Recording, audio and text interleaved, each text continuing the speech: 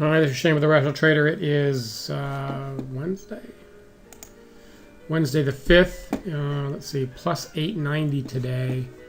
44.5 points in the live account. The sim account had 50 at 50. We'll look at them both tonight. It was interesting the way it played out. The simulation account was actually up quite a bit early, and then kind of tailed off later, whereas the live account was flat early and then picked up later on. So we'll look at both of those and sort of describe kind of what's going on with this simulation account. This is like the first attempt at what I'm doing here. All right, so live account.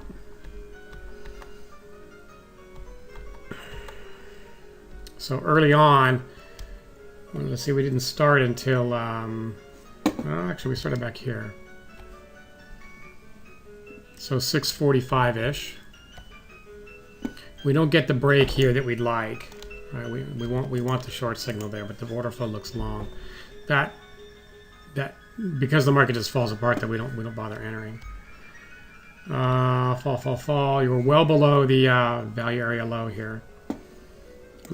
Another 186. This is another long signal here. It's interesting that looks to the order flow like long. There's some research to be done there. This is a failed break. So the break is higher, and the machine learning system says, I don't believe that break's going to succeed. We short it right here. I had pretty aggressive stop trailing. So at plus 10, move to minus 5. At plus 15, move to break even plus 1.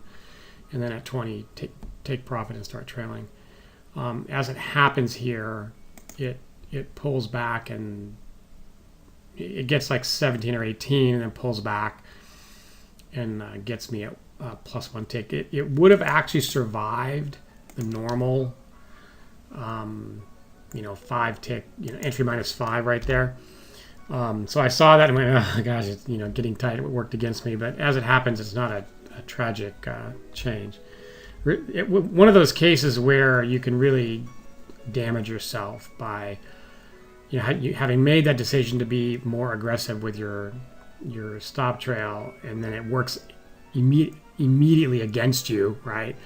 You end up then doing something foolish like shorting it here and then taking a loss. So this is one of the advantages of having the machine do all the work. Here's a case where we are below the value area low, and we get a long signal. But because we're below, we're outside the value area is up here, right here. Right, here's the high. All right, at this point in time. Because of that, we implement the chop avoidance that's based upon the waves. So when we're inside the value area, we're just using the how close or far away we are from the point of control to make a decision on whether it's safe to enter. So we need a low volume node and then be far enough away from the point of control. Outside the value area, though, we don't have enough volume to use that as a mechanism to help us understand where things are safe or dangerous. And so we use the wave-based chop avoidance, where we look at the waves and say, all right, well, that looks like you're choppy to the high side. You have to either get far enough away from it, or you got to break through that before you'll take a long. And that's why this is blue right here, also right here. And so we don't take this long here because of that. So that's the chop avoidance doing its job to keeping us out of trouble there. Ideally, we'd like to get the short signal there because there's a nice little fall there. Market goes ugly sideways, and so again, because we're outside the value area, this is the low right there.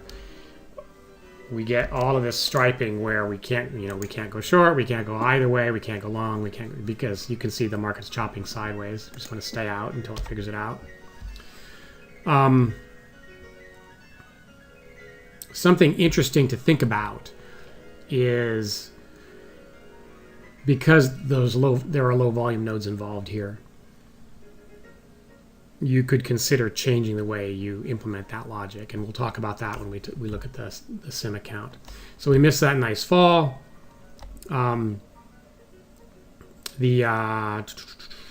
all of this here. So this is what I mentioned earlier, where like, you know, there's nice moves here, but we're not taking any of them. The machine's not seeing anything, and we're set to use the volatile model. So we're set to be stricter in our requirements and look in finding a signal in all this noise. All right, so as the volatility goes up, the amount of noise in the market goes up. This is just gorgeous here. I love the way the market pulls back right to the value area low and then rolls over. No signal there, unfortunately. We get two aggressive signals here. All right, so at this point, it's 8:30 almost, 8:30. And there's been so much trading down here that the value area low jumps down, and now we're inside the value area. All of this is inside the value area. So we're looking for low volume nodes. So all morning long, just, you know, this purple pink line here, magenta line, is 9 o'clock would be the time I would normally have stopped for the day previously, but now since we've implemented a volume profile based, or rather trade location based upon the volume profile, we just keep trading. And then we get along here. All right, so this is breaking through that there. The machine learning system says, okay, I think that break lower is going to fail. That's why it's 151. And we get long on the next up bar. 2 contracts. We take one off right there, and then it goes a full 20, which happens to be what looks like a magical exit. Pretty nice exit. And so there's 25 points right there. It's unfortunate here, actually, that we didn't have a little bit more distance here, because this break level right there, when we break through that, we'd like to be adding, but you have to be 30 ticks away, and here you're only 24, 25. So the rules we have in place are 30. That's so that when we move the stop to break even +1, it is you're at scratch, but still have enough room for the market to move. So anyway, nice 20-point run there, and then looks like we get long again here. Take one off at 20, and then take one off at a 20-tick trail. So +5, +3 1/4. And now we are sort of at the end of the doldrums here. This is 11:39, 12 o'clock on the right edge of the screen. And then we get along here, another failed break higher. So breaking through that level, the signal is that break will not succeed. Get long, take one off at 20 right here. All right, and then we add one automatically right there. All right, on that break. It's a little hard to see that point because of the flag that's in the way. So when this bar closes up, we add one. And as it happens, we don't get a nice run. So we wanted that on that first trade, right? The trade that ran for 20 points. So we make 5 points and then 7 1/4 on the second contract and -1 3/4 on the ad. And then we scratch here and okay, yeah. So we move just enough to get 15 ticks. Move the stop to entry +1. And then it looks like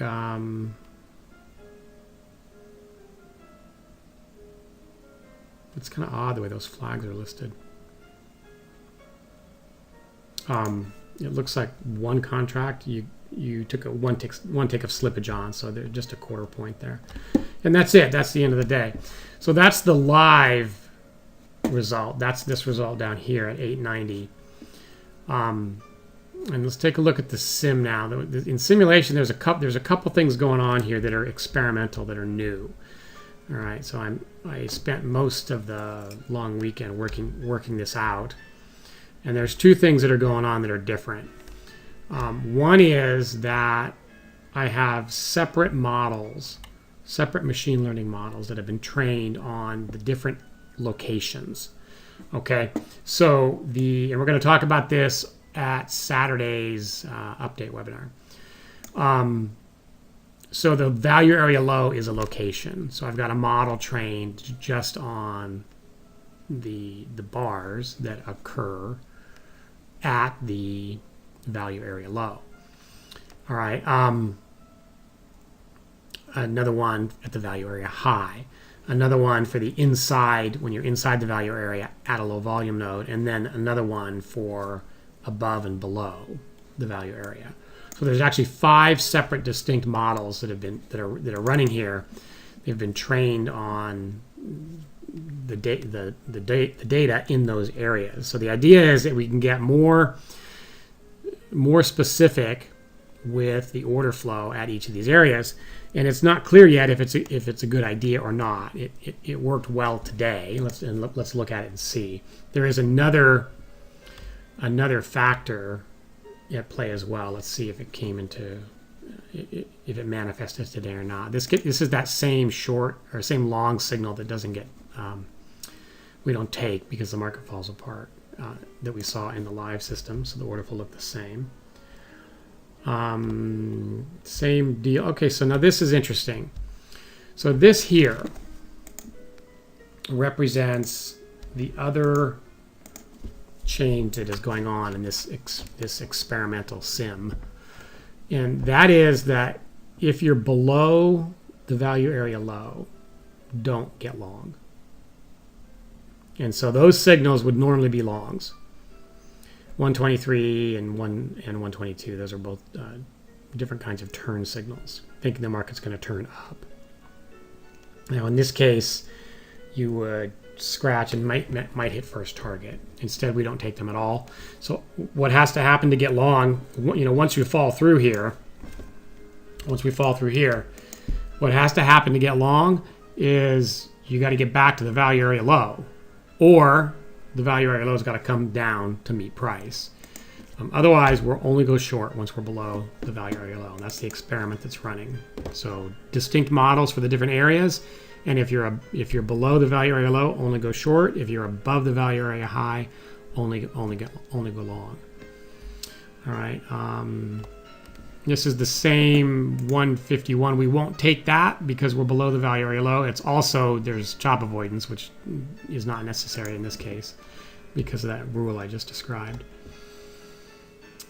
This is where, okay, so here's where I was curious about maybe changing some of the rules here. So since we're below the value area low and we won't take any longs, we have this chop avoidance in place. And what occurs to me is another thing to test is if I'm already making the decision that when I'm outside the value area, I'm only going to go in one direction or the other.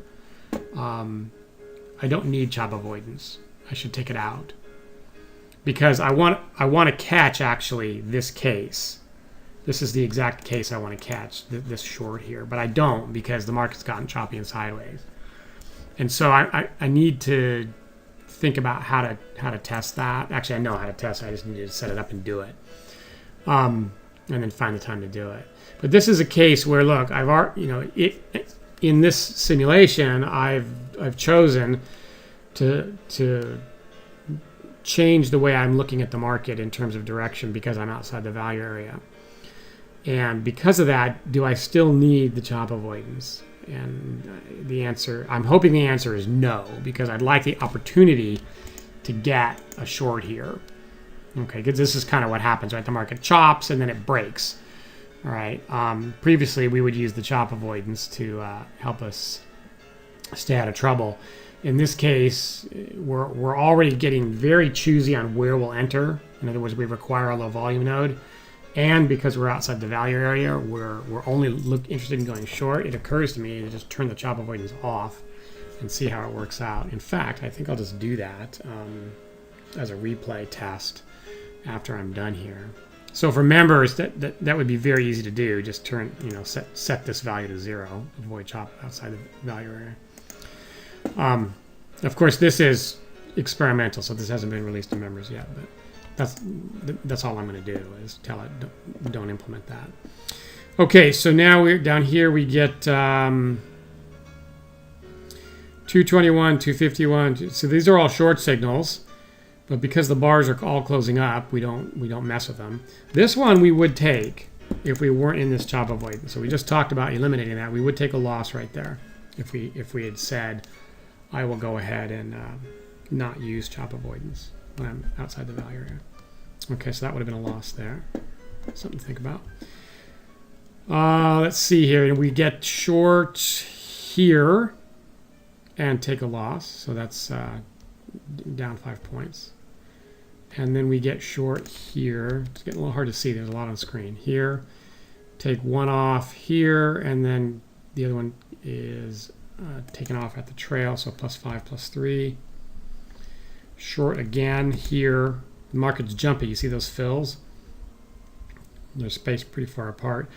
+5.25, so that target is set at 5. So, or, I'm sorry, 5.5.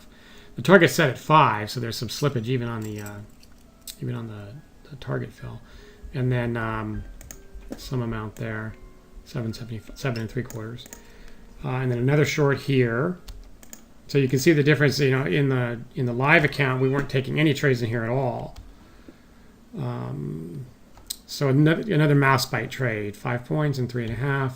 The pullbacks are deep enough that it's taking you out. Let's see here. This catches a long now here. Okay, now why are we getting long? Right, we were. What happened to the value area? The value area low came down to here. So much volume traded lower, the value area changed, and so now we're allowed to take longs. All right, so that's kind of how that works. 164 is a pullback signal. It sees that little pullback right there, and gets 5 and 3.25. Again, pullback's too deep, we get taken out. That's a nice signal, all right, but the pullback's too deep given our 20-tick trail. That's twice now we've seen that. And then here's another one, right? So +5 and +2. And then again, +5 and +3. And now we're getting towards the end. 151 long, +5, +5.5. And I think that's probably it. Yeah, so that's interesting. So in the sim account, we didn't actually catch the nice big run. We just caught lots of little ones. That's curious the way that worked out. Whereas in the live account, the bulk, well, I guess not the bulk, but a lot of that gain was one trade that went 20 points. So we got 25 on that. Okay. That's interesting. So we'll continue to trade these side by side. I am interested in continuing to refine what I've done here. I wasn't terribly pleased with the back test on this first attempt at creating separate models for each of the locations. There's a lot of choices to make when it comes to model building, and so you kind of take what you know about AI and machine learning, and then you take what you know about the problem domain and really sort of take your best guess and implement it to see how it works. And then from there, you're going to make refinements one way or the other. So this would be, when I said earlier, this is the first step. That's what I meant. This is we've got to a point where I think we're pretty effectively using the volume profile in conjunction with machine learning, and now I'm trying to refine that machine learning piece to get sort of more precise predictions at the different areas, and that will work if the order flow at these different areas is distinctly different. If it's not, then just the method that we're using is fine. So members will understand this. People that aren't members may not be clear. So just the complete model will be fine because you actually have more data to work with, right? Whereas with specific targeting specific locations, you have less data to work with. So if it turns out that the order flow actually sort of looks the same in all these different locations, then this is a this simulated way is a foolish way to do it. Having said that, there's a bunch of other choices that were made that can affect this result. And one of those choices was what data to train on. And so what I thought would be curious to do here is, we've been, since the market went sort of crazy here at this point, insane volatility here, and then it just really stayed high. It stayed high all through here. What I did for that simulation model is I used just this data from this area, from this time period. I didn't go back 2 years. I just used data from this really volatile time to train those simulation models, those location-specific models. And so that may or may not be a good idea.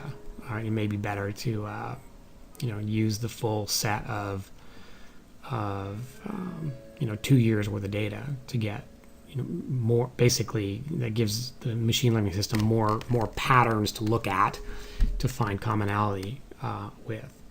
So my thought was that because this is so dramatically different in terms of volatility, that the order flow itself looks different, and as a result, let's model it separately and see. So that's one of the experiments that's going on. The next thing to do would be to take this concept and now expand it out to look at all the data, not just the data in this volatile time, and see. So it's early days yet. I've only been doing this 2 days live, so it's not clear yet what the next step is. But we will again on Saturday at the update webinar, we'll talk about that. In the meantime, we'll see what tomorrow brings.